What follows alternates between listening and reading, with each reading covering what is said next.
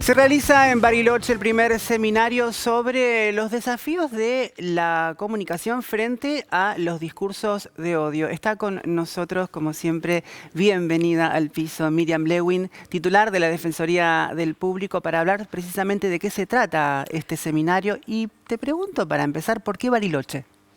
¿Por qué Bariloche? Bueno, el Centro Ana Frank, que es quien organiza conjuntamente con la Defensoría del Público, con la agencia TELAM y con otras organizaciones que se preocupan por la temática de los derechos humanos, va a desarrollar varias jornadas. Las primeras son en Bariloche, pero también va a haber en San Juan y en la ciudad de Tucumán. Bien. De manera que hay una perspectiva o un interés en que esto se federalice, Claro. porque no es un fenómeno privativo de la capital ni de las grandes ciudades solamente. ¿Son muy grandes los desafíos en ese aspecto? Los desafíos son grandes porque el llamado discurso de odio, también llamado discurso violento, se está generalizando y se viraliza en las redes sociales. Vos sabés que en los medios de comunicación muchas veces se toma contenido de las redes sociales y viceversa. Ya no hay una pared que diferencie claramente lo que pasa en los medios de comunicación tradicionales, en radio y televisión, con lo que sucede en las plataformas como Twitter, Instagram, TikTok. Twitter particularmente se ha transformado, pese a algunos esfuerzos que ha hecho la empresa propietaria de la plataforma, en un canal donde circulan estos discursos que estigmatizan, que criminalizan a las personas y especialmente a los más débiles, a las personas más vulnerables, a las comunidades que, por ejemplo, las personas trans, las comunidades de pueblos indígenas. Concretamente en Bariloche se ha dado una situación que ha terminado en derramamiento de sangre. Es decir, desde algunos medios se empezó a señalar a la amenaza mapuche, los que se quieren quedar con nuestra Patagonia, los pseudo mapuches que mientras nosotros estamos atravesando una crisis económica, ellos pretenden prebendas del Estado. De la misma manera se estigmatiza a las personas que se manifiestan cortando calles por reclamos laborales, a los y las piqueteras. Y esto es una suerte de huevo de la serpiente, porque fíjate lo que pasó en Bariloche y lo que pasó en el Bolsón. Hubo comunidades mapuches seriamente criminalizadas, acusadas directamente de terroristas, ¿no? Cuando reclamaban un derecho que les asiste constitucionalmente, y esto terminó en que dos personas dispararon contra un grupo de jóvenes mapuches que estaba instalado en una tierra cerca, en Cuesta del Ternero, cerca del Bolsón, y uno de estos muchachos, un joven de 20 años, terminó muerto.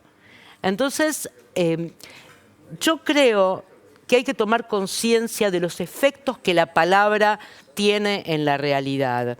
Y sobre todo hay que fijarse en la historia, pensando qué ocurrió cuando en épocas de crisis, concretamente de crisis económica y de necesidad, se señaló a un grupo como culpable. Es decir, hace poco en la Defensoría del Público recibimos un aluvión de reclamos porque una legisladora provincial dijo que las personas trans recibían un sueldo, vivienda o que les daban pasajes.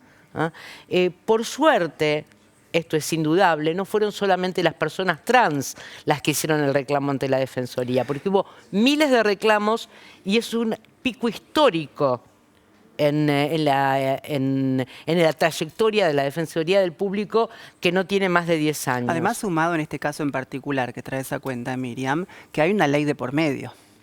Por supuesto. Entonces, desconocer una ley, sobre todo por parte de quien legisla, por supuesto que tiene que tener una atención responsable, ¿no? Y un abordaje responsable, sobre todo cuando se comunica en un medio de comunicación. En un momento dijiste, Miriam, esto de se tiene que tomar conciencia, pero ¿quiénes son principalmente quienes más tienen que tomar conciencia? Porque en la coyuntura, en estas nuevas plataformas de comunicación, como hablabas recién y nombrabas a las plataformas conocidas, Twitter y las demás redes sociales, bueno, la expresión, la cercanía a la gente tiene muchísimos condimentos, ¿no? Por supuesto que estamos atravesados como sociedad por un montón de ánimos, por decirlo de alguna manera, ¿no? Pero ¿quiénes son los que más tienen que tener responsabilidad y además, sobre todo teniendo en cuenta hasta dónde puede llegar ese mensaje de odio? Es indudable, Los Diana. comunicadores, los Claro, políticos. justamente. Las personas que tienen como misión, como profesión, la de comunicador o comunicadora, tienen una especial responsabilidad. Uno se pregunta a veces si lo que hacen difundiendo mensajes violentos es deliberado. Y en ocasiones la contestación es lamentablemente sí.